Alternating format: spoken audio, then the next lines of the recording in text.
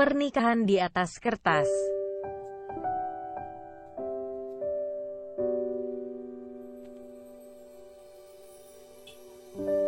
Jangan lupa subscribe ya, dukungan kalian untuk berkembangnya channel Novelku. Jangan lupa tersenyum. Kamu berhak bahagia, setidaknya untuk orang-orang yang kamu sayangi. Jangan lupa jaga kesehatan ya.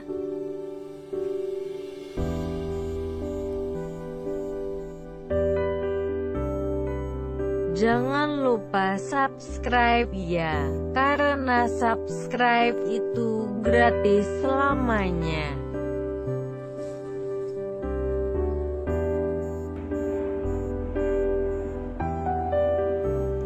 Chapter 46. Fauzan mendekatkan wajahnya pada Senja. Dibisikannya kata-kata pengertian yang selama ini menghuni sanubari lelaki itu. Jika hanya dari tatap, sebagian besar laki-laki akan menikahi seorang perempuan karena paras dan tubuhnya. Lalu apa alasanku menikahimu sedangkan kita tak pernah bertemu sebelumnya? Ya, karena hasratmu, tanya Senja hati-hati. Laki-laki itu lebih sulit menahan gejolak hasratnya daripada perempuan. Dan laki-laki bisa dengan mudah menyalurkan hasratnya tanpa cinta ataupun pernikahan. Lalu kamu, apa bedanya? Tanya Senja masih mengecilkan volume suaranya. Kalau aku menikahimu hanya karena aku inginkan tubuhmu, lalu kenapa aku pertahankan kamu sampai saat ini? Hati yang jadi alasannya, ucap Fauzan semakin melembut. Hati, sejak kapan kamu mencintaiku? Kamu lagi membohongiku kan? Tak perlu memproklamasikan tentang hati. Yang penting buktikan, aku menyalurkan hasrat karena cinta aku ke kamu. Meski aku tahu kamu pun tak menerimanya dengan rasa. Tangis Senja semakin menjadi-jadi. Tak sedikit penyesalan kembali menguap dalam dirinya. Laki-laki yang kemarin sedekat nadi, kini seolah terbatas sekat. Terasa jauh sekali, hingga ia tak sanggup untuk menggapainya. Wanita itu merasakan betul bagaimana ketika ketulusan diabaikan, bagaimana ketulusan tak benar-benar dihargai dengan semestinya. Tentunya dengan perbincangan yang ikhlas untuk terlupakan. Lalu kini ia begitu merindukan helaan nafasnya, helaan nafas dari seseorang yang membawa serta asa yang terhempas oleh ego.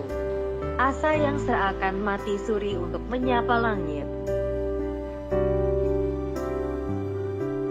Senja sontak memeluk erat sang suami. Rasa yang selama ini ia tahan-tahan untuk tersalurkan, akhirnya bisa juga untuk tersampaikan. Setidaknya meminta maaf lebih baik dari sekedar menyesali. Maafin aku juga cinta kamu, entah sejak kapan. Namun tak berselang lama, aktivitas mereka segera berhenti saat suara tak asing memekakan telinga mereka. Suara Neta mengejutkan Fauzan, karena responnya yang terdengar begitu marah. Fauzan, kamu ngapain Senja? Kenapa Senja nangis gitu? Kesal Neta.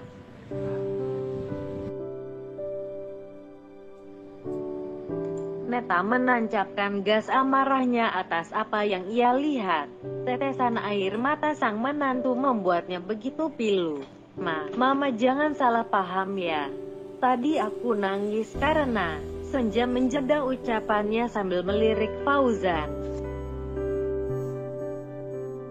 Ia tak tahu apa yang harus ia katakan pada sang mertua.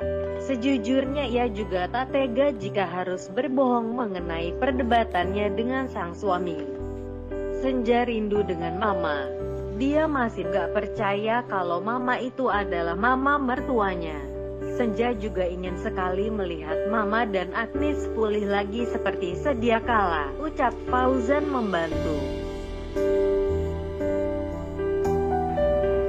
Mama baik-baik aja kok, ini buktinya mama udah bisa ngomong panjang lebar sama kalian, ucap Neta berusaha duduk. Mama hebat, mama kuat, terus sehat dan pulih lagi ya. Biar kita bisa jalan-jalan lagi kayak dulu, ucap Senja menggenggam tangan Neta. Jangan lupa ajak Agnes ya. Bagaimana keadaannya? Tanya Neta sambil menoleh Agnes sejenak. Fauzan pun saling melemparkan pandangan bertanya pada Senja.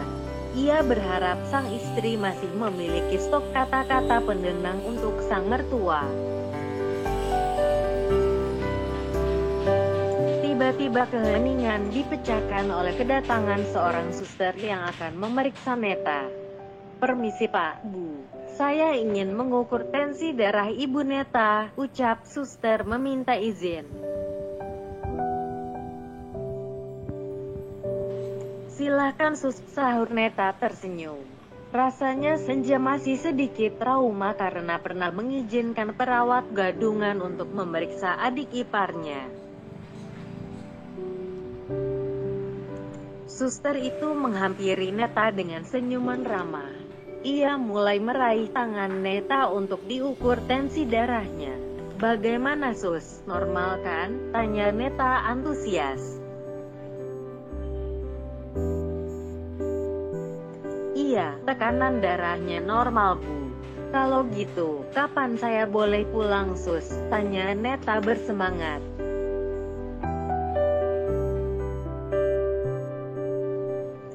Kita lihat kondisi ibu sampai sore ini ya. Kalau terus tetap normal seperti ini, nanti kita tinggal tunggu keputusan dari dokter, jelas suster dengan ramah. Senja tersenyum gembira. Ia merasa begitu senang, akhirnya orang yang ia sayangi bisa melepaskan infusannya dan kembali pulih. Mudah-mudahan mama terus normal begini ya, biar sore ini mama bisa pulang ke rumah lagi.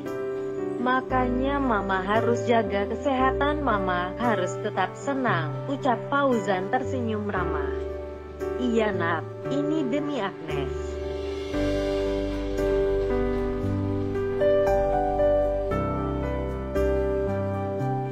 Jadwal penerbangan hari itu cukup padat. Lalu lalang calon penumpang sibuk dengan barang bawaannya sendiri. Tak sedikit dari mereka yang masih sibuk dengan berpamitan pada orang terkasih. Suara pemberitahuan silih berganti menggema di seluruh sudut bandara. Seakan menyuruh dengan cepat dan memperingatkan bahwa setiap jejak yang membekas selalu akan dikejar-kejar oleh waktu. Aksa menempuh perjalanan udaranya sendiri. Ya, sendiri lagi. Dengan segala misi yang sudah ia capai. Seharusnya memang ia kembali dengan bahagia, karena telah berhasil mematahkan satu kaki musuhnya. Tapi apa yang ia rasa sekarang? Kehampaan masih tetap berselimut nestapa. Hatinya masih betah bersahabat dengan kesunyian, walau riuh selalu terdengar begitu kencang.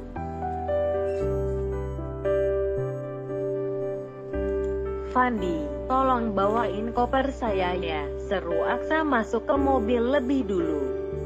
Sesampainya di ibu kota kembali, Aksa meminta Fandi, sang asisten untuk menjemputnya. Pencapaian yang tak melukiskan senyum membuatnya kembali datar dalam kesal. Maaf Pak, apa jadwal meeting besok tetap Bapak hadiri atau diundur dulu? Tanya Fandi melirik Aksa dari balik spion. Kalau masih bisa kamu handle dulu aja. Besok saya masih belum bisa fokus ke kantor.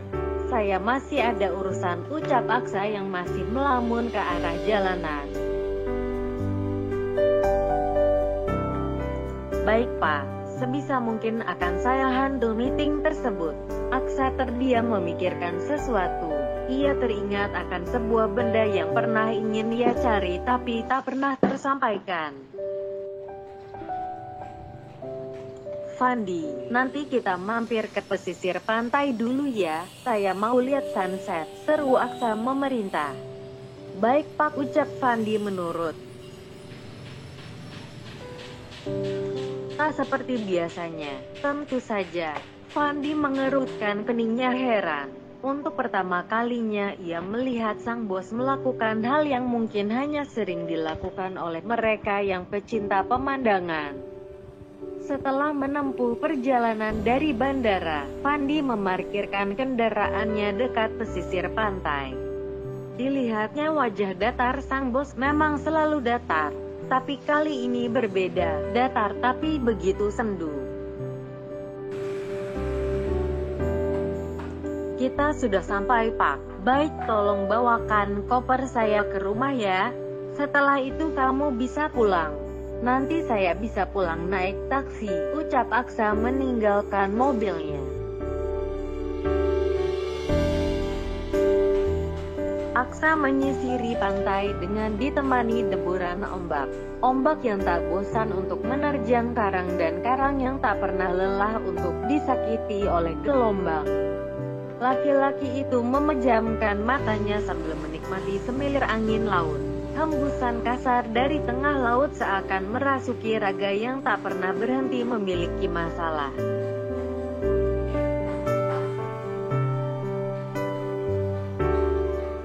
Evelyn, aku merindukan kamu. Kamu apa kabar? Gumam Aksa menatap jauh laut yang biru. Namun pasang surut air laut seakan menamparnya begitu kuat, melemparkan batinnya ke dalam realita. Bukankah memang manusia hanya bisa berencana tanpa tahu akan terlaksana atau tidak? Aksa teringat dengan pesan sang sahabat, pesan yang dulu memberitahunya bahwa Evelyn pernah menyelipkan selembar kertas di antara sela pohon kelapa yang tak sempurna. Aku harus mencari kertas itu. Siapa tahu kertas itu masih ada dan belum pernah diambil orang lain, ucap Aksa yang masih mengutamakan sang mantan kekasih. Aksa menelusuri beberapa pohon kelapa yang terlihat aneh atau sudah tua. Diperhatikannya pohon-pohon yang memiliki sela pada badan pohonnya. Evelyn, nama yang tak pernah lekang oleh usia di hati Aksa. Satu-satunya perempuan yang masih tetap mendiami hati kerasnya yang penuh dengan dendam.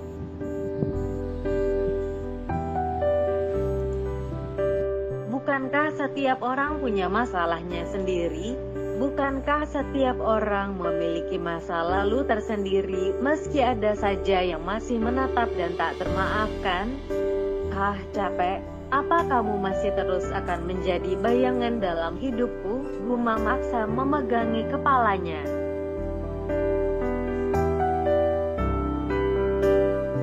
Ia jatuh menyeluruh dan bersandar di sebuah pohon. Ia meluruskan kakinya yang terasa lemas karena menjadi lembaran itu hingga sekian jam lamanya. Namun saat tangannya menopang kepalanya dari sandaran pada pohon, ia menyadari ada benda asing berselip pada pohon itu. Apa ini? Ucap Aksa mengambil lembaran itu. Kalimat yang menyentuh masih terlihat jelas pada kertas yang lusuh, seakan menyimpan makna yang dalam pada setiap kata untuk penerimanya. Aksa tak menyasari akan tetesan air matanya yang terjun bebas membasahi pipi. Kata setiap kata mengenangkan sang penulis akan pedih yang tak pernah terhapus hujan. Aksa, terima kasih telah menanamkan luka. Kini luka itu telah tumbuh subur hingga memiliki akar yang kuat. Kenapa kamu harus melakukan hal ini padaku? Kenapa kamu mengkhianati kepercayaan? Padahal aku sangat mencintai kamu. Seakan dunia aksa runtuh seketika. Sanggahan pada tubuhnya sudah tak sanggup lagi menopang tubuh yang seolah renta, membaur dengan hempasan ombak yang menarik untuk larut dalam lautan.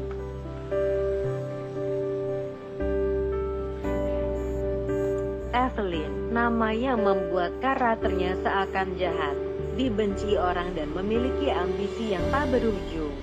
Kini ia sadar, nadinya masih berdetak, matanya masih merekam apa yang telah ia baca. Ternyata kamu masih mencintaiku sebelum kamu pergi. Maafkan aku, Evelyn. Maafkan aku.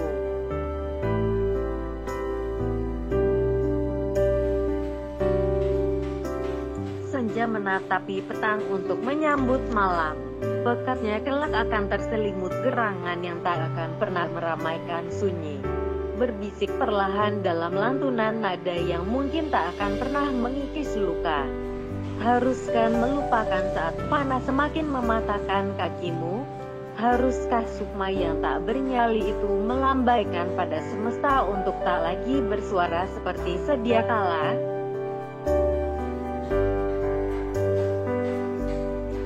Senja, kenapa melamun seperti itu? Tanya Neta sambil merapihkan barang-barangnya. Ya, setelah melihat perkembangan kesehatan Neta, dokter pun memutuskan untuk Neta bisa menjalani rawat di rumah. Selain untuk kebaikan Neta, juga karena agar ia tak terus-menerus melihat kondisi Agnes yang masih tak berkembang.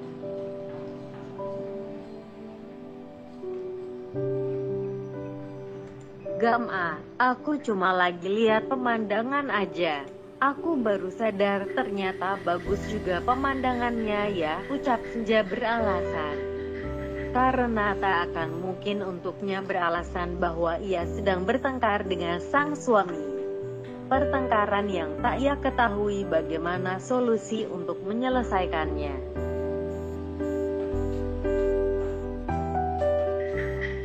Kamu sedang menyembunyikan sesuatu dari Mama, katakan Senja. Ada apa? Tanya Neta curiga.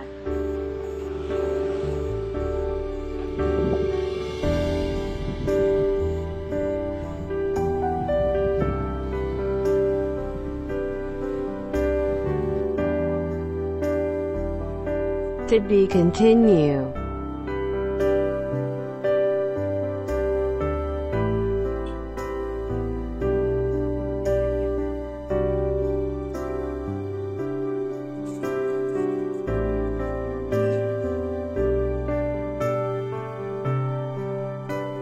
Jangan lupa subscribe dan follow Instagramku Yao.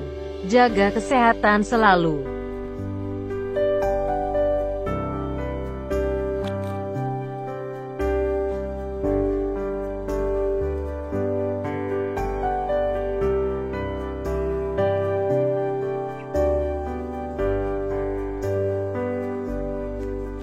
Thanks for watching.